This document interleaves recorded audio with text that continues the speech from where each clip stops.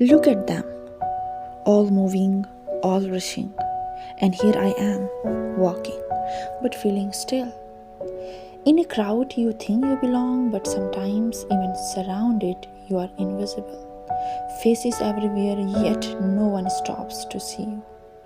No one asks, who are you really? It is strange to feel so heavy in a world that moves so fast, to be present and unseen. I walked slowly because I needed to feel myself.